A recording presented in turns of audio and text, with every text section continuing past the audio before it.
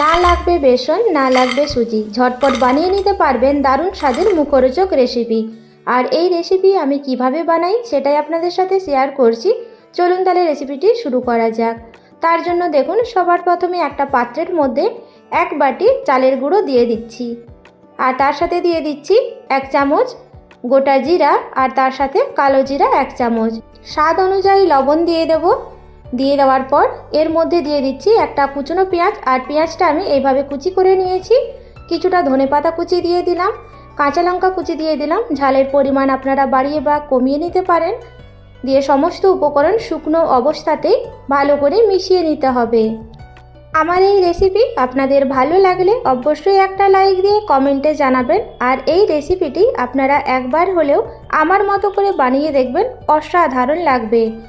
শুকনো উপকরণ ভালোভাবে মিশিয়ে নেওয়া হয়ে গেলে এর মধ্যে অল্প অল্প জল দিয়ে একটা মিশ্রণ বানিয়ে নেব। জলের পরিমাণ খুব বেশি দেওয়া যাবে না। পকোড়া বানানোর জন্য যেইভাবে আমরা মিশ্রণ রেডি করি ঠিক সেইভাবে এই মিশ্রণটিও রেডি করে নেব।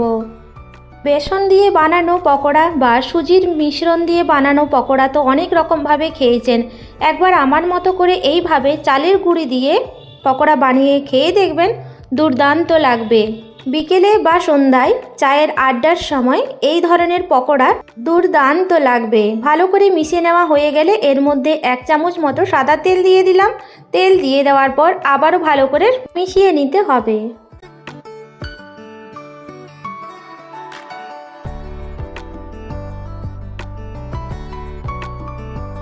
মিশিয়ে নেওয়া হয়ে গেলে এর মধ্যে 1 চিমটে বেকিং সোডা দিয়ে দিচ্ছি। দিয়ে দেওয়ার পর 2 ফোঁটা জল দিয়ে দিলাম। দিয়ে আবারও ভালো করে মিশিয়ে নিতে হবে।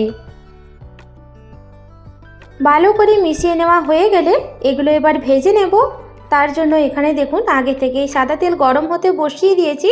তেল মিডিয়াম গরম হয়ে গিয়েছে। এই পর্যায়ে চালের গুঁড়ির মিশ্রণ থেকে এইভাবে পকোড়া আকারে দিয়ে দেব।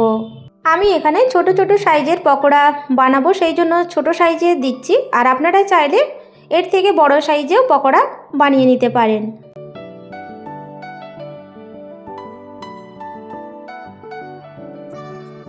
পকোড়াগুলো দিয়ে দেওয়ার পর ফ্রাই প্যান এইভাবে নাড়িয়ে নেব।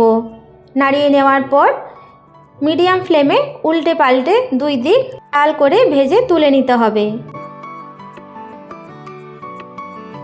বাড়িতে থাকা কয়েকটি উপকরণ দিয়েই আপনারাও ঝটপট বানিয়ে নিতে পারবেন দারুণ মুচমুচে মুখরোচক এই পকোড়া রেসিপিটি।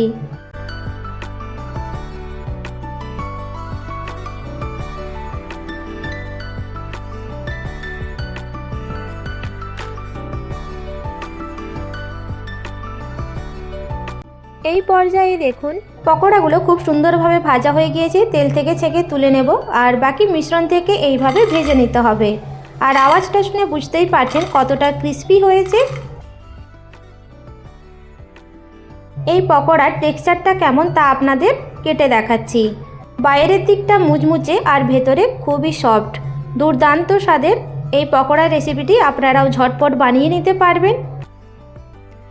রেসিপিটি ভালো লাগলে অবশ্যই একটা লাইক দিয়ে কমেন্টে জানাবেন। আজ তাহলে এই পর্যন্ত। দেখা হবে নতুন একটা রেসিপি নিয়ে। সবাই ভালো থাকবেন, সুস্থ থাকবেন।